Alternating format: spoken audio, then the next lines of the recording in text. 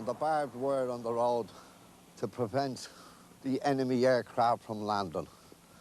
This is where we used to get our chessers. They didn't seem to be as low down as that, shaking the tree, pulling it and pulling it. And of course, if that didn't succeed, getting a big stick and throwing it up and throwing it up and going home with sackloads of chestnuts.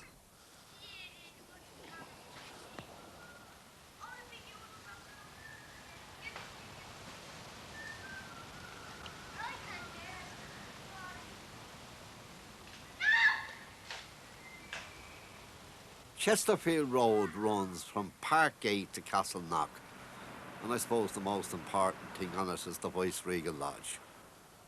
This is the spot where Lord Frederick Cavendish and Thomas Burke were assassinated by the Irish National Invincibles. Now, the Invincibles were an offshoot of the Fenians, and they really wanted to get Forrester because he had ordered the police to shoot buckshot into the crowds as they assembled. But they missed him and he went back. And of course, the new Lord Lieutenant and his Chief Secretary arrived on the 6th of May, 1882. After a banquet in the castle, Cavendish decided to take a cab home. Burke was walking along and Cavendish saw him, got out to join him. Now, as the two of them came here, the Irish National Invincibles, Joe Brady, Dan Corley, Tim Kelly, Fagan and McCaffrey were walking down, and this is the exact spot where they were assassinated. Later that night, a black card was dropped into the Freeman's Journal newspaper saying, assassinated by the Irish National Invincibles.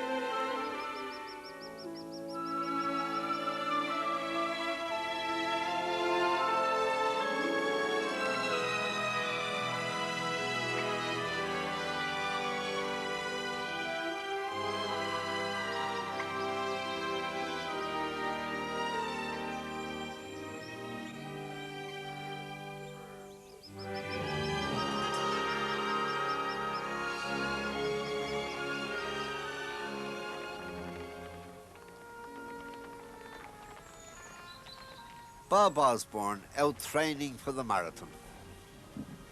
How are you, Bob? I haven't seen you for years. God, a long time since we were in the Liberties, isn't it? It's a long time since Marylebone Lane. Oh, God, don't you know that? You know, Marylebone Lane, when you think of it, too, huh? Up 5 flights of stairs with every bucket of water. Down 5 flights of stairs with slops. Jeez, open sewers in the back, open toilets. You know, talk about the Liberties. People didn't want to live with the Liberties. No, they didn't. No, yeah, we made it fashionable. Absolutely. It's gone real fashionable. Yes, it has. Oh, it's the insetter coming into it now. They're living in grand little houses in Greaves Square and what have you there. Yeah. That's a nice little area, too. What are you doing with yourself now? You're not still in Guinnesses now? Oh, God, I'm retired now. Fair play. Yeah, you know a lot of me. 27 and a few years on top of it. Very good. Oh, yeah. Do you remember the old Guinness's concert? It was the social event of the year to have a ticket. Yeah. To get a ticket for that? Yeah. They were like gold. Oh, that was a great event, that altogether. Yeah. Guinness, you know, when I look back to at my father's time, a pint of Guinness was 6pence an old pence. You know, 6pence an old pence. And I remember when it went to 8pence, they stood at the corner. They'd never drink another pint of it, you know. And the game was, you see, to get their entrance money. If they got the price of a pint to go in, they could sit in there the whole night, muddle with a point, and the hope that someone would come in and buy another one. Yeah, yeah. That's all they want, their entrance fee. And they stood at the corner, you see, like this, every man. And they got the corner. There was a space for every man at the corner.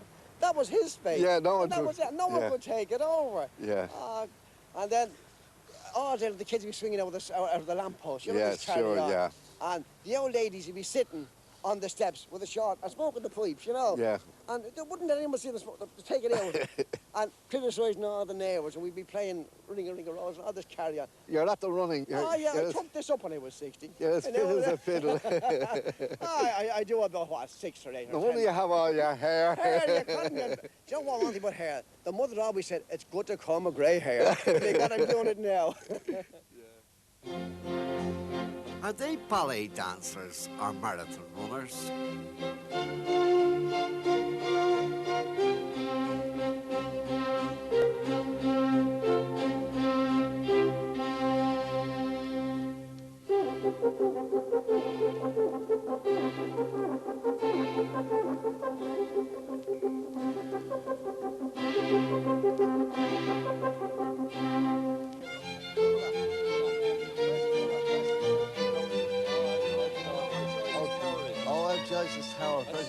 That's our territory. Oh, very good. We're out with the literaries. Oh, lovely. The cooler man. Very good. And listen to me, I tell you. Listen 1 minute. 1 more minute, I'm finished then. I'll let you do what you like then. I don't want to hear a referee's decision questioned. Listen 1 minute. You can fucking talk away when I'm finished. Anyone that questions the referee and gets put to the sideline, he can feck off and cool himself there for a long time. And there's no use repeating him when you know another way of not pointing you. You know what to do. You're there to win the game. Go and win it. On the only thing you're not doing right is you're getting plenty of possession, but you're hanging. I read all your books. Very good, yeah. How are you doing, Joe? You're playing well. Will you win? And we're going to fucking bait him. Take care. You enjoy the game, huh? Yeah, very good. Will Owen Rowe win or the man from Cooler? Right, lads, now hurl it away again. Away, Ben. Come on, Jimmy, you do it with 2 hands. That's the way. Hold up, Kevin. That's the way. Come on, look at this. Come on, in on him. In on him. That's it, Joe. In on him. In on him. You have him. Stay with him. That's it. Come on. Come in. Well played. Well played. That's the way to hurl it. Hard luck, Mickey. That's the way to we're still working. The great ball. Go on, Joe. Boy, Anto. All the way top. Here you play it, Joe Holden. Great stuff. Great stuff. Well played, Anto. That's the way. John, wake up.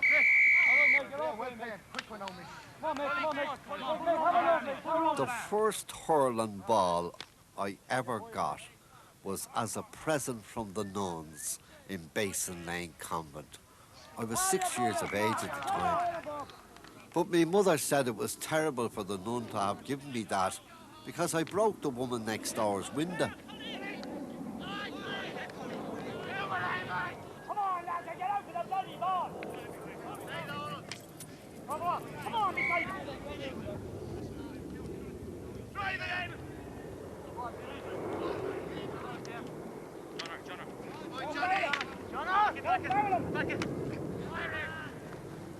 I think my first hurling match was played behind the plots in Bulfin Road. What's Bulfin Gardens today?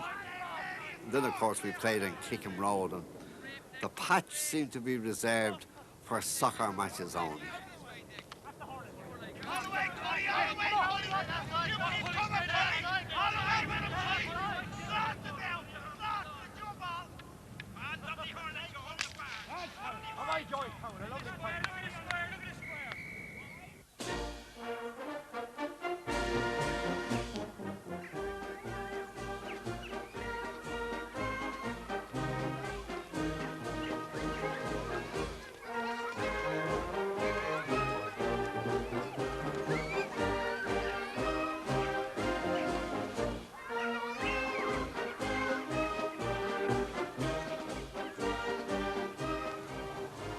People's Gardens, or the Flower Gardens as we used to call them, were laid out in 1864. It was up here under an elm tree that Thomas Davis, John Dillon and Gavin Duffy came out of the Four Courts Library up here for a walk, and sitting here looking around at all the trees decided to found the Nation newspaper. And of course they put their ideas into practice because on the 15th of October 1842, the Nation newspaper was launched. It was sixpence, it was dear, but it was read by every household in Ireland because every copy was passed from house to house and reading rooms and conciliation halls. The birth of the young Irelanders, the idea of the poets and the scholars and the writers of Ireland.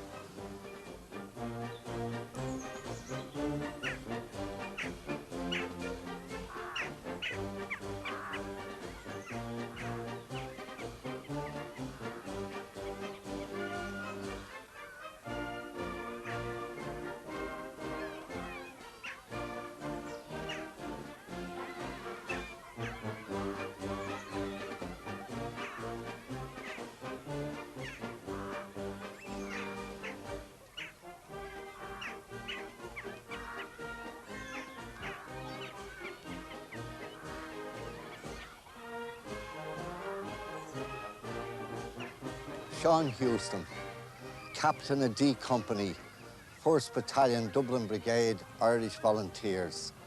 He was officer commanding the Mendes City Institute in Easter week. James Connolly asked him to hold out for 3 hours, and he held out for 3 days.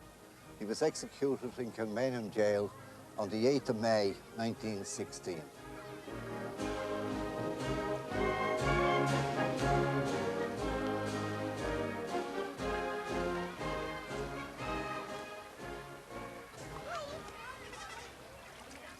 The people seem to be able to relax more today in the flower gardens.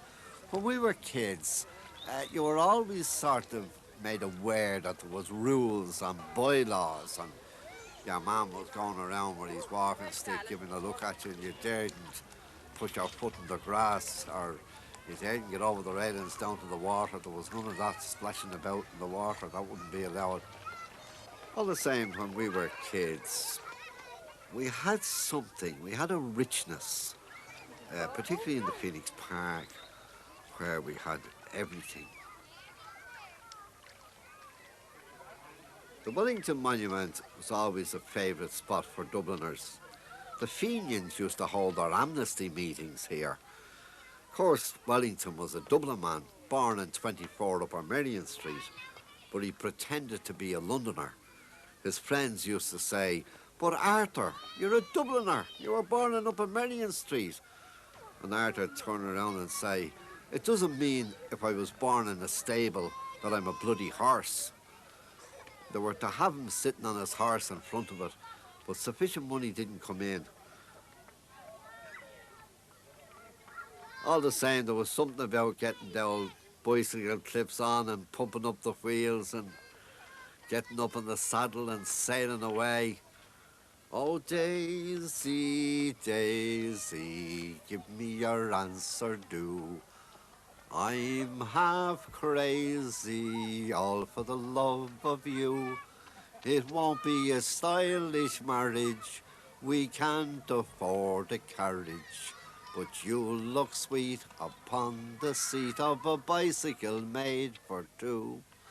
This bicycle's made for three. For me, me pal Christy, and Christy's kid.